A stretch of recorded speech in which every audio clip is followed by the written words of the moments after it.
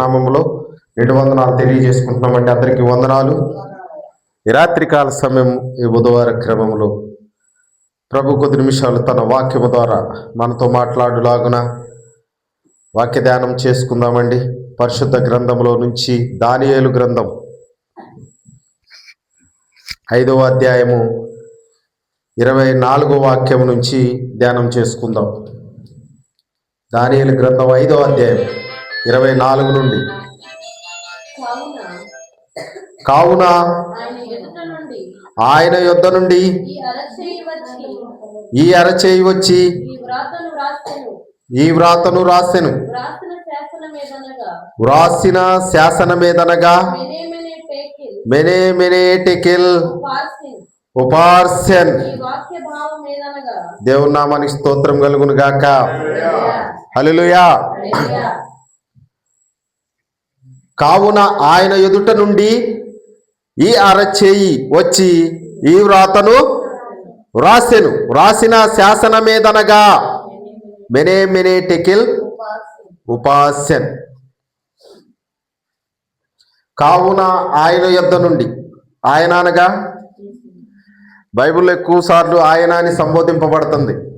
అదేంటంటే ఆ మాటకు అర్థం ఆయన అనగా దేవుడు, ప్రభు అయిన యేసు క్రీస్తు వారు. ఆయన యొద్ద నుండి ఏమైందంట?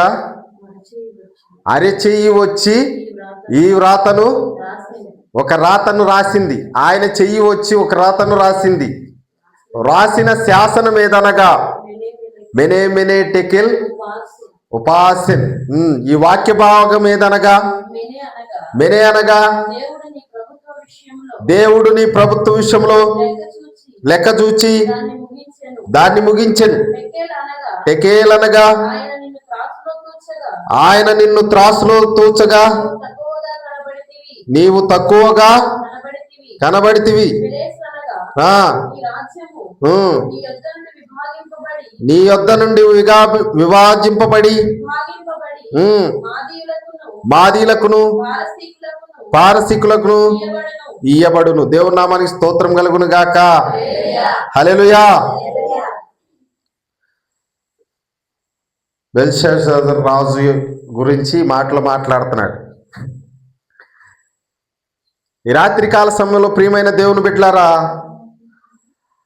అతడు ఒక గొప్ప విందులో ఉన్నాడు. ఉండగానే దేవుని యొద్ద నుండి అరచేయి వచ్చి ఒక రాత రాస్తుంది.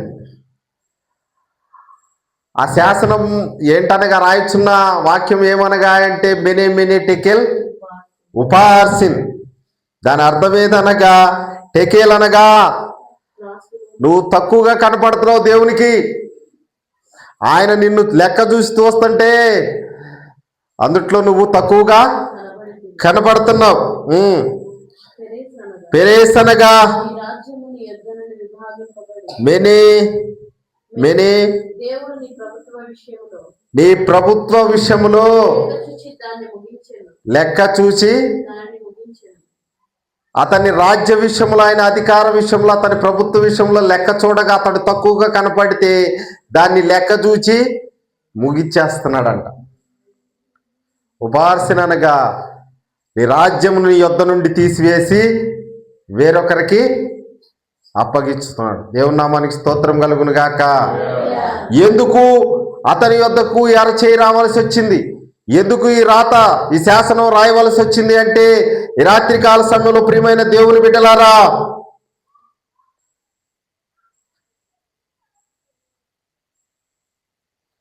23 నుంచి చదవండి. బెల్షాజరు నెబుకద్నెజర్ కుమారుడు అగు నీవు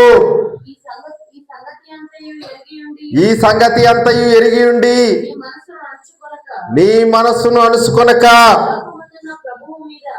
ఎక్కడ? పరలోకమందున్న ప్రభువు మీద నిన్ను నీవే హెచ్చించుకొంటివి. ఎట్లనగా నీవును నీ అధిపతులను నీ రాణులను నీ ఉపపత్నులను ఆ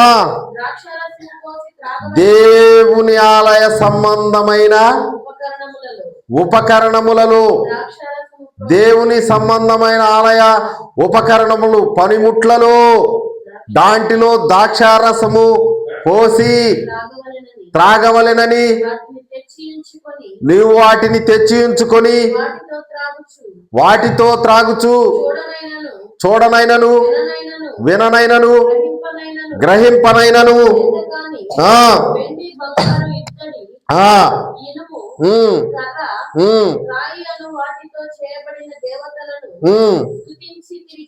స్తుతించితిరి గాని నీ ప్రాణమును సకల మార్గములను ఏ దేవుని వశమును ఆయనను నీవు గణపరచలేదు. దేవుని నామానికి మహిమ కలుగును గాక. హల్లెలూయా. ఈ రాత్రి కాల సమయంలో ప్రియమైన దేవుని బిడ్డలారా, ఆయన యుద్ధ నుండి ఆయన ఎదుట నుంచి ఒక అరచేయి వచ్చి ఇదిగో ఒక రాత రాస్తుంది. అదేమనగా అంటే మెనే టెకిల్ ఉపాసిన్ అనగా దేవుడు నిన్ను తోస్తున్నాడు. ఆ తూకంలో నువ్వు తక్కువగా కనపడుతున్నావు. అందుకనే నీ దేవుడు ఇది నీ ప్రభుత్వ విషయంలో లెక్క కడుతున్నాడు. నీ లెక్క ముగిచ్చేస్తున్నాడు. నీ రాజ్యమును తీసివేసి వేరొకరికి అప్పచెప్పుతున్నాడు. దేవుని నామానికి స్తోత్రం కలుగును గాక. ఈ రాత్రి కాల సమయంలో ఎందుకు ఇంత పని చేస్తున్నాడంటే వీటినన్నిటిని ఇచ్చిన దేవుని నువ్వు మర్చిపోయి పరలోకమందున్న దేవునికి ఇదిగో నువ్వే హెచ్చుగా గణపరుచుకుంటున్నావు. నీ ప్రాణము సకల మార్గములు ఏ దేవుని వశంలో ఉన్నాయో వాటిని నువ్వు గ్రహింపక ఆ దేవునికి నువ్వు మొక్కక ఇదిగో ఇత్తడి రాగి వెండి కర్రాలు వాటితో రాయితో కూడా చేయబడిన విగ్రహములకు నువ్వు పూజ చేస్తున్నావు. వాటిని సూచిస్తున్నావు. వాటి ముందు తాగి గంతులు వేస్తున్నారు. నీవును నీ అధిపతులను నీ రాణులు నీ ఉపపత్నులు. అది కూడా దేంట్లో అంటే పరలోకమందున్న దేవుని ఆలయ సంబంధమైన ఉపకరణములలో పనిముట్లలో ద్రాక్షారసము పోసి నువ్వు తాగి మత్తుడువై ఉండి నిష్టానుసారమైన జీవితాన్ని గడుపుతున్నావు గనక దేవుని యొద్ద నుండి ఒక రాత. దేవుని నామానికి స్తోత్రం కలుగును గాక. హల్లెలూయా. రాత్రి కాల సమయంలో ప్రియమైన దేవుని బిడ్డలారా, లెక్క చూస్తే మనం కూడా ఇప్పటికిప్పుడు వెళ్ళిపోవాలి. ఉన్న కొద్ది దాన్ని ఇది నాకు కలిగింది, ఇచ్చిన దాన్ని బట్టి ఇచ్చిన దేవుణ్ణి బట్టి దేవుణ్ణి మహింపరచాలన్న ఆలోచన రానే రావట్లా. దాన్ని చూసుకొని హెచ్చించుకుంటున్నావేమో, నీకు నువ్వే గణపరుచుకుంటున్నావేమో. బెల్షాజర్ కాదు కానీ మనకు కూడా రాత వచ్చి రాస్తే మనం ఏమైపోవాలి? ఈ రాత్రి కాల సమయంలో ప్రియమైన దేవుని బిడ్డలారా, దేవుని వాక్యమే మాట్లాడుతుంది మనతో. దేవుడు మనతో మాట్లాడుతున్నాడు ఖచ్చితంగా. నీ ప్రాణములు సకల మార్గములు ఏ దేవుని వశమునున్నవో ఆయనను నువ్వు గణపరచలేదు గనుక ఆయన యొద్ద నుండి ఈ వ్రాత వచ్చింది.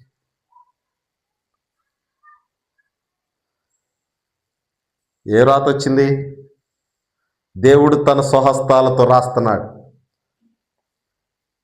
నెబుకద్నెజరు కుమారుడు వగు బెల్షాజార్, ఏంటి నువ్వు చేస్తున్న పని? దేవుని మందిరపు ఉపకరణంలో నీ తండ్రి తీసుకొస్తే నువ్వు ఆ గదిలోని తీసుకొచ్చి నీ అధిపతులు, నీ రాణులు, నీ సేనాధిపతులు, నీ పరివారము, నీ ఉపపత్నులందరూ కలిసి ఆ ఉపకరణంలో, దేవుని ఉపకరణములు దేనికి ఉపయోగిస్తారండి? మీకు తెలుసా? తెలిస్తే చెప్పండి. దేవుని నామానికి స్తోత్రం కలుగును గాక. దేనికి ఉపయోగిస్తారు? అదే ఏంటయ్యి? బైబిల్ చదివారా? దేవుని నామానికి స్తోత్రం కలుగును గాక. హల్లెలూయా.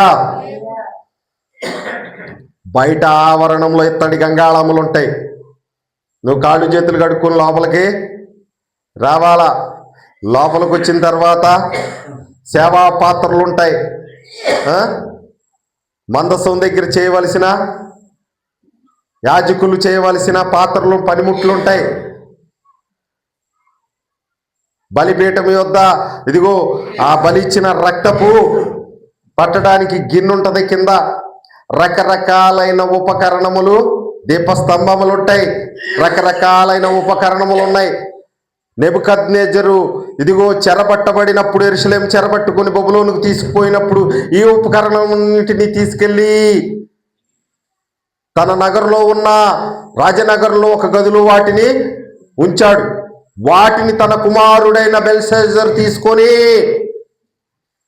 గొప్ప విందు చేస్తున్నాడు. చూడండి 5వ అధ్యాయం మొదటి నుంచి చూడండి.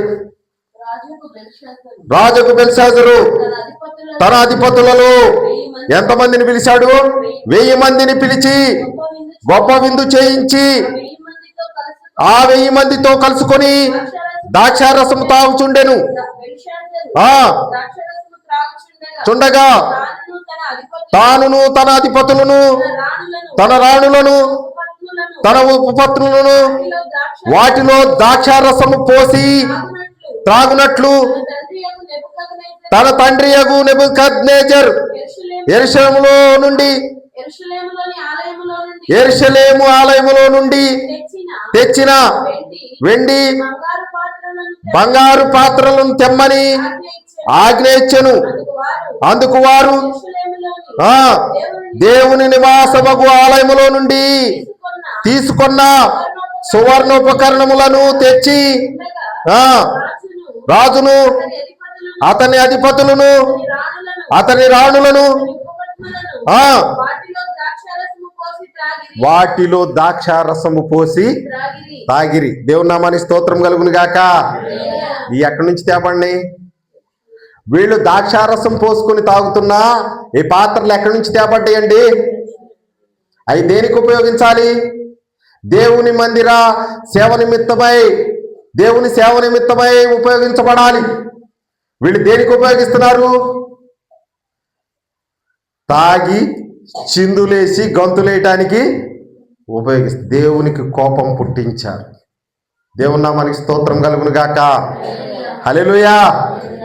ఈ రాత్రి కాల సమయంలో ప్రియమైన దేవుని బిడ్డలారా, దేవుని అరచేయ వచ్చేసింది. మంచి మత్తులో ఉన్నాడు మహారాజు. ఎక్కడున్నాడు? మంచి రాజులు మత్తులో ఉంటే రాజ్యాలే కూలిపోతాయండి. తెలుసా మీకు? బైబిల్ పూర్తిగా చదువుకోండి, రాజకీయం అంతా అర్థమవుద్ది. ఈ లోక సంబంధమైన. దేవుని నామానికి స్తోత్రం కలుగును గాక. చూడండి ఒకసారి, అది కూడా అర్థమవుద్ది. సామెతల గ్రంథం 31వ అధ్యాయం మొదటి నుంచి కొన్ని మాటలు చదవండి. ఆ మొత్తం ఏంటో తెలుస్తుంది మీకు. రాజగు లెముయేలు మాటలు, అతని తల్లి రాజగు లెముయేలుకు తన తల్లి అయిన తన తల్లి ఉపదేశించిన దేవోక్తి, దేవుని మాటలు అవేవనగా, నా కుమారుడా నేనేమందును, నేను కన్న కుమారుడా నేనేమందును, నా మొక్కులు మొక్కుకొని కనినా కుమారుడా నేనేమందును, నీ బలమును ఏమి యుగము, నీ బలమును స్త్రీలకి ఇయ్యకము, రాజులను నశింపజేయు, ద్రాక్షారసము తాగుట రాజులకు తగదు. లెముయేలు, అది రాజులకు తగదు. మద్యపానాసక్తి అధికారులకు తగదు. త్రాగిన ఎడల వారు కట్టడలను మరుతురు, అన్యాయము చేయుదురు. దేవుని నామానికి స్తోత్రం కలుగును గాక.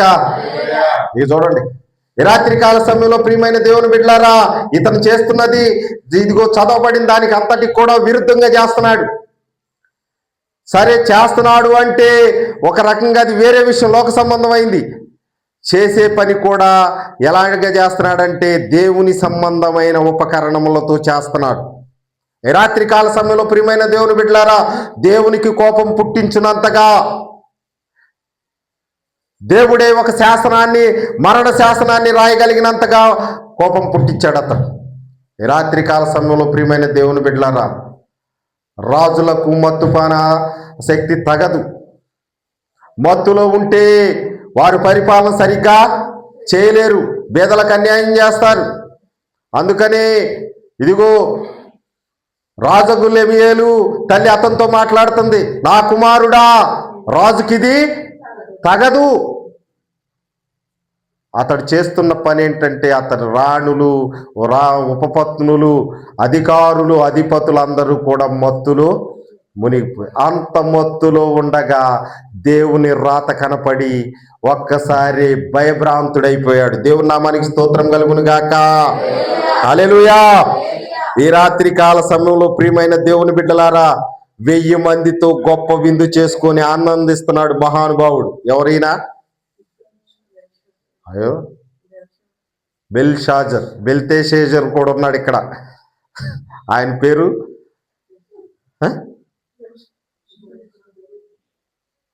బెల్తెషాజర్ కూడా ఉన్నాడు ఇక్కడ. బెల్షాజర్ ఉన్నాడు. ఎవరైనా? దేవుని నామానికి స్తోత్రం కలుగును గాక. దానియేలు గ్రంథం 5వ అధ్యాయము 5వ వాక్యం నుండి, ఆ గడియలోనే మానవ హస్తపు వేళ్లు కనబడి దీపము దగ్గర రాజు యొక్క నగరు గోడ పూత మీద ఏదో ఒక రాత రాయిచున్నా, రాజు హస్తము రాయట చూడగా ఏమైందంట? అతని ముఖం వికారం ఎప్పుడు అవుద్ది?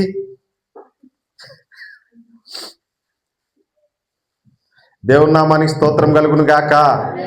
హల్లెలూయా. నీకు జరగరాంది ఎప్పుడు ఏదో జరిగితే నీ ముఖము వికారం. అసలు ఏమీ తెలియనట్టు నాయకు చూస్తారేంటి?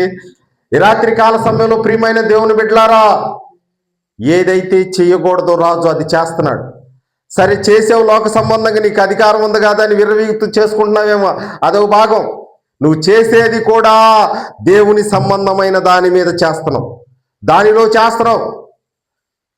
దేవుని ఉపకరణములు, దేవుని సేవకు ఉపయోగించాల్సిన పనిముట్లలో నువ్వు తాగి తందనాలాడి చిందులు వేస్తున్నావు. నీవే కాకుండా నీ అధిపతులు, నీ రాణులు, నీ ఉపపత్నులు, నీ పనివారు సైతము మత్తులో మునిగి తేలుతున్నారు.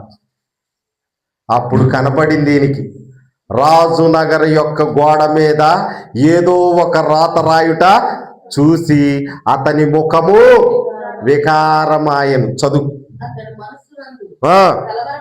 అతడు మనసునందు కలవరపడగా అతని నడుము ఏమైందంట? నాకు కొన్ని మాటలు చెప్పండి, నాకేం అర్థం కావట్లా. నడుం యొక్క కీళ్ళు ఎప్పుడు వదులుతాయి? అయ్యా విలింగ్ గారు మీరు చెప్తారా? నడుము యొక్క కీళ్ళు ఎప్పుడు వదులుతాయి? దేవుని నామానికి స్తోత్రం కలుగును గాక.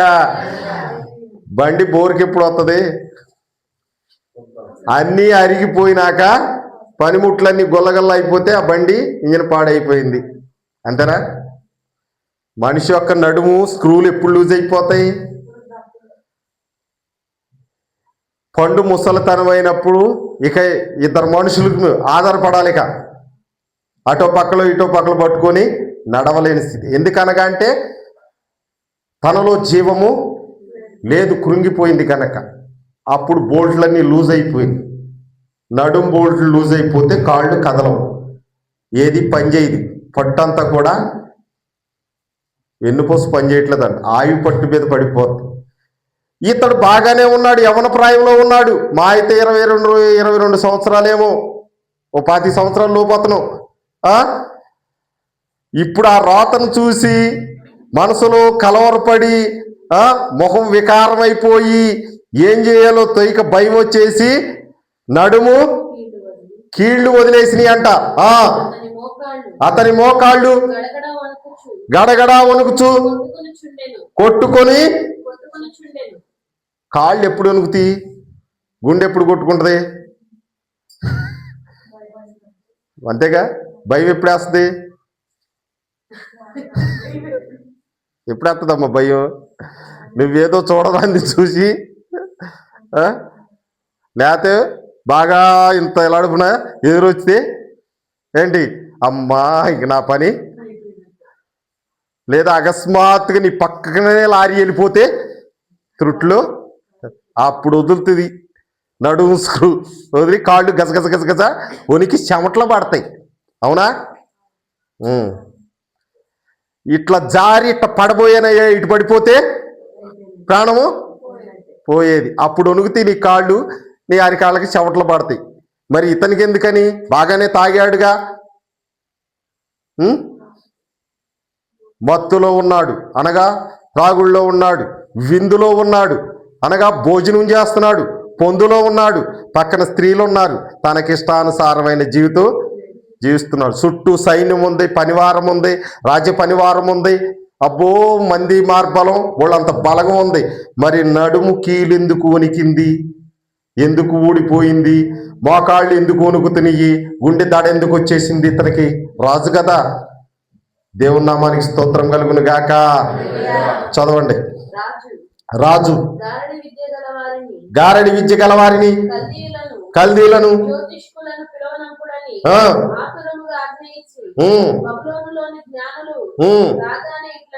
ఇట్లా నేను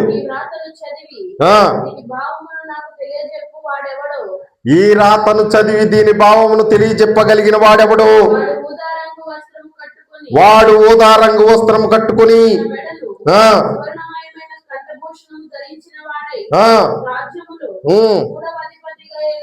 మూడవ అధిపతిగా ఏలును. వచ్చిరి గాని ఆ వ్రాత చదువుటైనను దాని భావము తెలియజెప్పుటనైనను వారి వల్ల కాకపోయెను. అందుకు రాజుకు బెల్షాజరు మిగుల భయాకాంతుడై తన అధిపతులను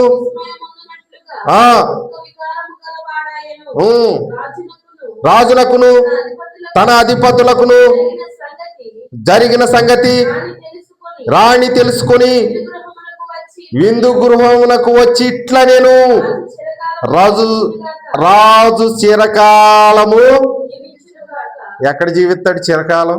ఎన్ని పూసలోనేమో స్క్రూలు లూజ్ అయిపోయింది, కీళ్లు తప్పిపోయినాయి, మోకాళ్ళు వణుకుతున్నాయి, చెమటలు పడుతున్నాయి, గుండె దడొచ్చింది. ఇంకెక్కడ చిరకాలం? ఈ మాట అర్థం ఏంటో తెలుసా? రాజు చిరకాలము అంటే 100 ఏళ్ళు బ్రతుకును గాక అని దీవెత్తుంది తల్లి. దేవునామానికి స్తోత్రం కలుగును గాక. హల్లెలూయా. తల్లిగారు వచ్చేసింది. అయా కంగారు కలవరపడాల్సిన పనేం లేదు, రాజు చిరకాలము జీవించిన. ఇంకెక్కడ జీవిస్తాడు? నడువులో పట్టేపోయింది, భయంతో చచ్చిపోతున్నాడు. ఇక్కడ ఆ దేశంలో ఉన్న కలలు కనేవారును, శకునములు చూసేవారును, దర్శనములు చెప్పేవారును, గారడి విద్య గలవారు, మంత్రతంత్రగాళ్ళు, శకునగాండ్లు, రకరకాలైన విద్యలు తెలిసిన వాళ్ళందరూ కూడా ఆయన ఎదుటే ఉన్నారు. కానీ ఆ రాతను గూర్చిన భావం వారికి తెలియట్లా. ఇంకా భయం మొదలైపోయింది, భయకాంతుడైపోయాడంట. ఏమయ్యాడు? భయం ఎక్కువైపోయింది.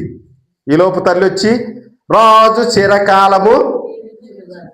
ఒకవేళ అనుకోవచ్చు బెల్షాజర్ మా అమ్మకు పిచ్చి పట్టిందేమో, నేను ఇంత భయంలో ఉంటే నన్ను వచ్చి దీవెత్తుంది, చిరకాలం జీవించును గాక అని అనుకుని ఉంటాడు పాపం. చదువమ్మా. నీ తలంపులు నిన్ను కలవరపరచనీయకుము, నీ మనసు నిబ్బరముగా ఉండనిమ్ము. నీ రాజ్యములో ఒక మనుషుడున్నాడు. ఎవరంట? అతడు పరిశుద్ధ దేవతల ఆత్మ గలవాడు. నీ తండ్రి కాలంలో అతడు దైవ జ్ఞానము వంటి జ్ఞానము, బుద్ధియు, తెలివి గలవాడై ఉండుట నీ తండ్రి కనుగొనెను గనుక నీ తండ్రియగు రాజైన నెబుకద్నెజరు శకునగాండ్రను, గారడి విద్య గలవారును, కల్దీలనుకును, దోషికులకును ఎవరికై అధిపతిగా బెల్షాజరు ఎవరినైతే పిలిపించుకొని ఈ వ్రాత గురించి చెప్పండి అన్నాడు, వాళ్ళందరికీ పైగా అతని అధిపతిగా నియమించెను. ఈ దానియేలు శ్రేష్టమైన బుద్ధి గలవాడు, కలలు తెలియజేయటకును,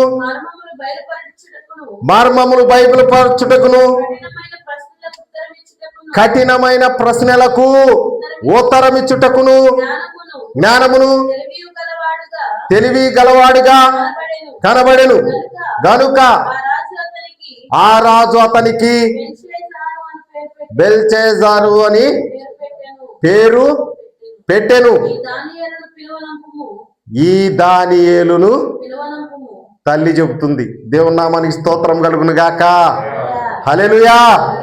నీ తండ్రి కాలములో ఇతడు నీ తండ్రికి కలిగిన దర్శనము కలలన్నిటి భావము కూడా చెప్పినవాడు. అందుకని నీ తండ్రి తనని కల్దీలా విద్య నేర్చుకున్న శకునగాండ్రలు ఇంకా గారడి విద్య గలవారను జ్యోతిష్కుల మీద ఇతనిని అధిపతిగా నియమించున్నాడు.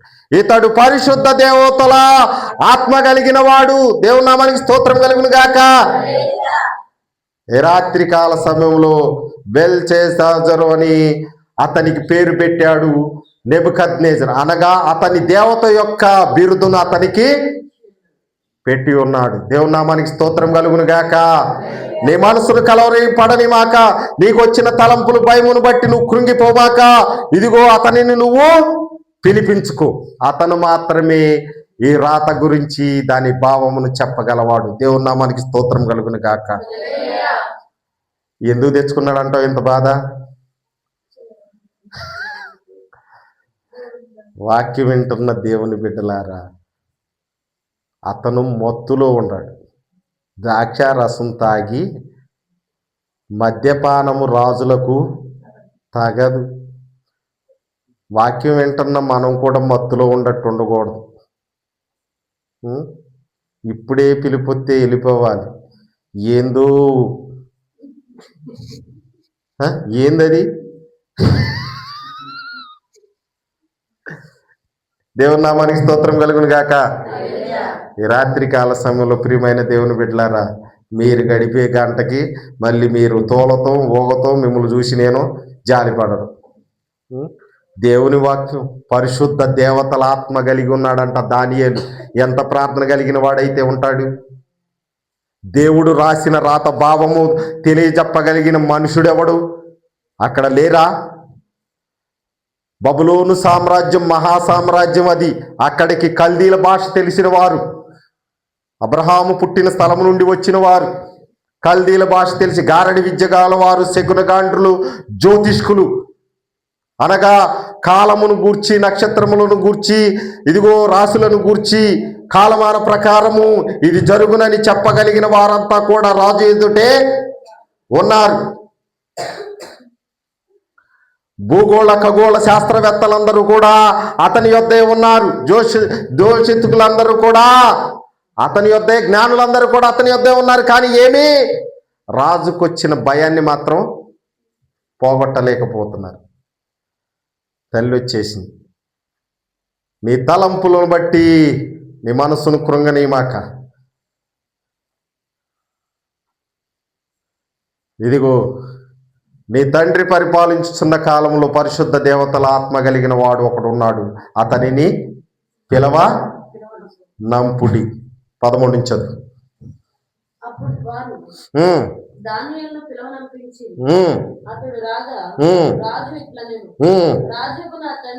రాజుకు నా తండ్రి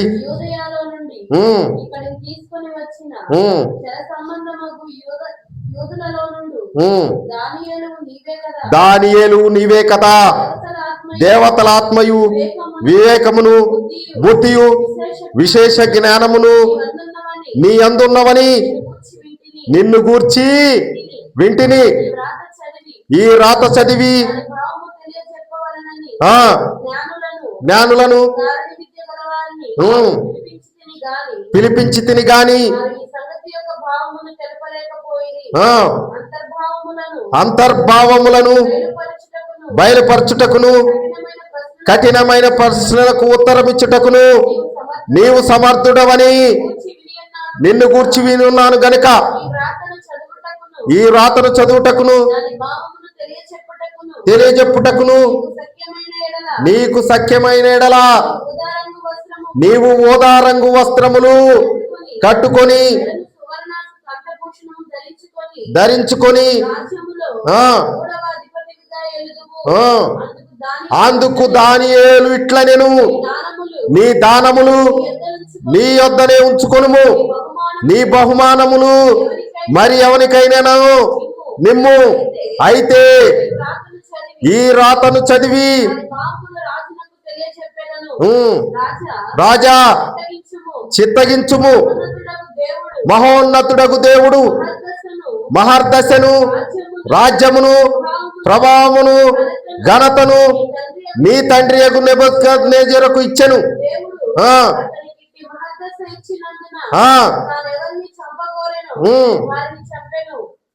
దేవుని నామానికి స్తోత్రం కలుగును గాక. హల్లెలూయా. ఇట్టి మహర్దశనిచ్చిన దేవునిని గణపరచక దేవుని ఉపకరణములలోనే నువ్వు త్రాగుతూ తూలుతూ మత్తుడు వై ఉండి దేవునిని దూషించుచు ఎందుకు పనికిరాని వెండి బంగారు ఇత్తడి రాగి ఇనుము రాళ్ల కర్ర యొక్క ప్రతిమలను చేసుకొని వాటికి మొక్కుచు వాటిని స్తుతించుచు నిజ దేవుడైన నిజరక్షకుడైన జీవము కలిగిన దేవుని పనిముట్లలో దేవుని ఇదిగో దేవాలయపు సంబంధమైన ఆ వస్తువులను త్రాగి తూలుచుండగా దేవుడు ఊరుకుంటాడా? దేవుని నామానికి స్తోత్రం కలుగును గాక. హల్లెలూయా. ఈ రాత్రి కాల సమయంలో ప్రియమైన దేవుని బిడ్డలారా, నీ ప్రాణములు సకల మార్గములు ఏ దేవుని వశమునున్నాయో ఆ దేవునిని నీవు గణపరచలేదు. ఎవరిని గణపరచలా? నువ్వు తాగుచున్న నీ ప్రాణము, నువ్వు చిందులాడుతున్న నీ ప్రాణము, నువ్వు విందు చేయుచున్న నీ ప్రాణము, ఇదిగో నువ్వు సంతోషపడుతున్న నీ ప్రాణము ఏ దేవుని వశములో ఉన్నావో ఆ దేవుని నీవు గణపరచట్లా. నీకింతటి మహర్దశనిచ్చిన, ఇంత రాజభోగం ఇచ్చిన దేవుణ్ణి మరచి మత్తుడవై తూలుతూ దేవునినే ధిక్కరించుచున్నావు గనక రాత్రి కాల సమయంలో దానియేలు తెలియజేస్తున్నాడు. మెనే మెనే టెకెల్ ఉపార్ష రాజా, ఈ వాక్య భావం ఏదనగా మెనే అనగా నిన్ను దేవుడు తన త్రాసులో తోస్తున్నాడు. ఆ తూకంలో నువ్వు బరువు రావట్లా. మెనే మెనే అనగా టెకేల్ అనగా నీ ప్రభుత్వ విషయంలో దేవుడు లెక్క ముగించేశాడు. నీ రాజ్యమును తీసి వేరే వాళ్ళకి ఇచ్చేస్తున్నాడు. ఈ రాత్రి కాల సమయంలో ప్రియమైన దేవుని బిడ్డలారా, దేవుని పిల్లలమైన మనం కూడా జ్ఞాపకంలోనికి తెచ్చుకోవాలి. నా ప్రాణములు సకల మార్గములు నీవిచ్చినవన్నీ కూడా అయా ఇదిగో నాకు కలిగినంతటి కూడా నీవిచ్చినవి. అందును బట్టి నిన్ను గణపరుచుచున్నాను, అందును బట్టి నిన్ను స్తుతించుచున్నాను, అందును బట్టి నిన్ను మహింపరచుచున్నానని ప్రార్థన చేయాలి. నా ప్రాణమా తినుము తాగుము కుదరదు. ఇట్టి భాగ్యము దేవదూతలకు కూడా లేదని రాయబడింది. ఎట్టి భాగ్యము? నరుని జ్ఞాపకం చేసుకున్నటానికి అతడు ఏ పాటివాడు? నీ చేతి పనులన్నిటి మీద అతనికి అధికారం ఇచ్చావు ఎందుకని అడిగాడు. మనమంటే ఆయనకి ఇష్టం. నేనంటే నీకెందుకో ఈ ప్రేమ, నన్ను మరచిపోవెందుకో. దేవుని నామానికి స్తోత్రం కలుగును గాక. ఈ రాత్రి కాల సమయంలో ప్రియమైన దేవుని బిడ్డలారా, నువ్వు గడిపేది ఒక గంట, కానీ దేవుడు నీకు ఇచ్చేది ఆయన యందు భయభక్తులు గల వారి మీద ఆయన కనుదృష్టి, ఆయన కృప 1000 తరముల వరకు. నీ ఒక్కలతో పోయేది కాదు, నువ్వు గడిపిన ఈ గంట 1000 తరాలకు తీసుకెళ్ళుద్దంట. దేవుని నామానికి స్తోత్రం కలుగును గాక. కానీ బెల్షాజర్ చేసిన పని అక్కడున్న ఆ రాజ్యం అంతటి మీదకి కూడా ఉగ్రతను తెచ్చిపెట్టాడు. దేవుని కోపాగ్ని దించేశాడు. దేవుని యొద్ద నుండే రాత వచ్చింది. దేవుని రాత మొదటొచ్చింది, అది ధర్మశాస్త్రాన్ని రాసిచ్చింది మోషే గారి. మనుషులు ఇచ్చింది కాదు ధర్మశాస్త్రం. ఎవరిచ్చారు? అనుమానం ఉంటే చూడండి ఒకసారి. నిర్గమాకాండము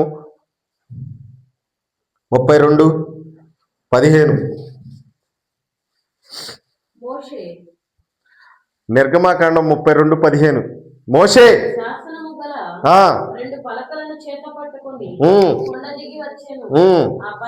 ఆ పలకలు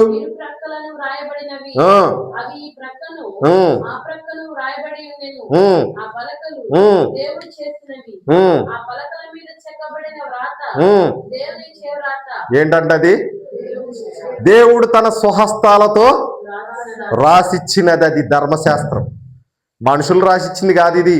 చాలా మంది అనుకుంటారు తర్జుమా చేయబడింది, ఆయన రాశాడు, ఈయన. దేవుని చేవ్రాత అది. దేవుని నామానికి స్తోత్రం కలుగును గాక. పరలోక సంబంధమైన వ్రాత అది. పరలోక సంబంధమైన మాటలవి. ఆ మాటల్లో జీవం ఉంది. అందుకే ఆ మాటలకు భయపడిపోతారు. దేవుని యొద్ద నుండి ఒక వాక్కు కానీ, దేవుని యొద్ద నుండి ఏదైనా సందేశం కానీ, దేవుని యొద్ద నుండి ఏదైనా వర్తమానం వస్తే ఎంతటి రాజైనా సరే గజగజ గజగజ. నినివే పట్టణపు రాజు సైతం దిగిపోయి గోనిపట్ట. ఈ రాత్రి కాల సమయంలో ప్రియమైన దేవుని బిడ్డలారా, మనం మాత్రం దిగట్ల. పాత గొడ్డలు వేసుకున్నా కానీ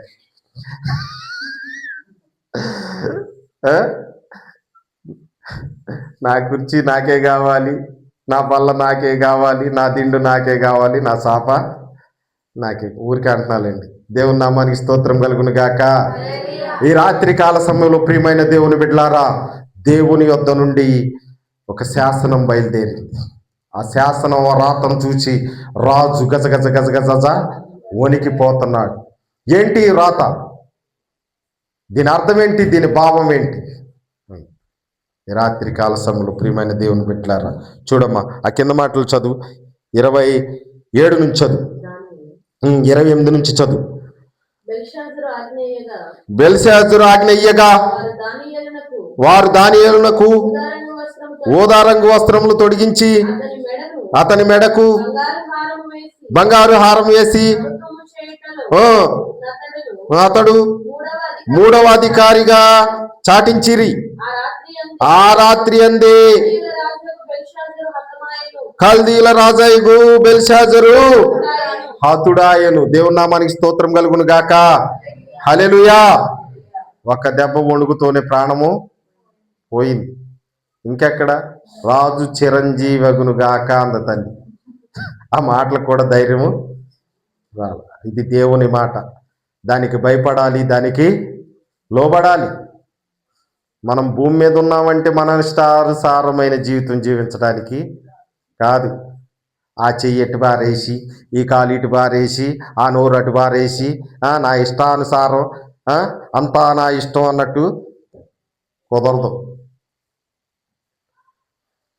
అపోస్తుడైన పౌలు గారు కొరింథీకి రాసిన మొదటి పత్రిక 3వ అధ్యాయం 16వ వాక్యం చావాలండి, ముగిచ్చేసుకుందాం.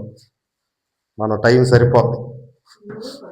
అవునమ్మా, మీరు దేవుని ఆలయం ఉన్నారని,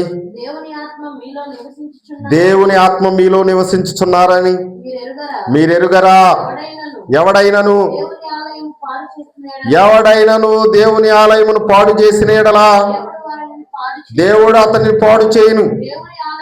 దేవుని ఆలయము పరిశుద్ధమై ఉన్నది, మీరు ఆలయమై ఉన్నారు.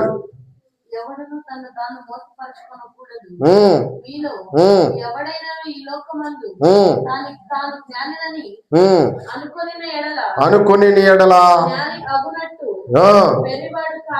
వెర్రివాడు కావలెను. దేవుని నామానికి స్తోత్రం కలుగును గాక. నీ అవయవాల్లో ప్రతి అవయవం కూడా దేవుని కోసం ఉపయోగపడాలి. నీ చెయ్య, కాలు, నోరు, ముక్కు, కళ్ళు, సర్వేంద్రియాలు, దానిలోని అంతరంగములు కూడా. అనగా ఇంకోటి చెప్పాలి మీరు, అన్నీ నేనే చెప్పేగా. అది అంతరంగం అనగా నేను బయటికి కనబడే చెప్పా, లోపలది కూడా చెప్పా. దేవుని నామానికి స్తోత్రం కలుగు. నా ప్రాణమా యెహోవాను, నా ప్రాణమా యెహోవాను, నా అంతరంగంలో ఉన్న సమస్తమా. అంతరంగంలో ఉన్నది ఎవరికి తెలుసు? నాకు తెలుసా?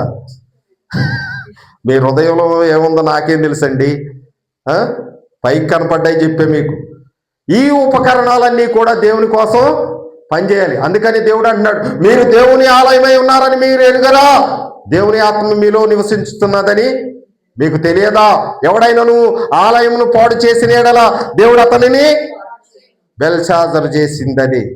దేవుని ఉపకరణం, నాకు అధికారం ఉంది కదా, నేను రాజును కదా, నాకు చెప్పేవాడు ఎదిరికిచ్చేవాడు ఎవడైనా ఉన్నాడా అని అధికారాన్ని బట్టి దేవుని ఇదిగో దేవాలయపు సంబంధమైన దేవుని సంబంధమైన పనిముట్లను తెప్పించుకొని, ఆయన సేవ నిమిత్తమైన పనిముట్లను తెప్పించుకొని, ఆ పాత్రలు తెప్పించుకొని దానిలో తాగి తందనాలాడి ఈ రీతిగా తన మీదకు, తన రాజ్యం మీదకు ఉగ్రతను కాదండి. ఈ రాత్రి కాల సమయంలో దేవుడు మనల్ని ఉగ్రత పాలు చేయటానికి కాదు, మనము రక్షణకే కారకులము కానీ కర్తలము కానీ ఉగ్రత పాలు అవటానికి దేవుడు మనలను పిలవలా. ఈ రాత్రి కాల సమయంలో ప్రియమైన దేవుని బిడ్డలారా, మన దగ్గరికి రావాల్సింది దేవుని వాక్యం కానీ మరణ శాసనం మాత్రం కాదు. బెల్షాజర్ దగ్గరికి వచ్చింది ఏంటి? మరణ శాసనం వచ్చేసింది. నువ్వు దేవుని సంబంధమై ఉన్నావు, నీకు కలిగిందంతది కూడా దేవుని సంబంధమైందే. అందును బట్టి నువ్వు దేవుని మహింపరచాలి, గణపరచాలి, హెచ్చించాలి. అంతేగాని నీకు నువ్వు హెచ్చించుకోవటానికి వీలు లేదు. నీ ప్రాణములు సకల మార్గములు ఆయన వశములో ఉన్నవి గనక నిత్యము ఆయనను స్తుతించాలి. ఈ కొద్ది మాటలు దేవుడు మన వెనుకల్లో దీవించి ఆశీర్వదించును గాక.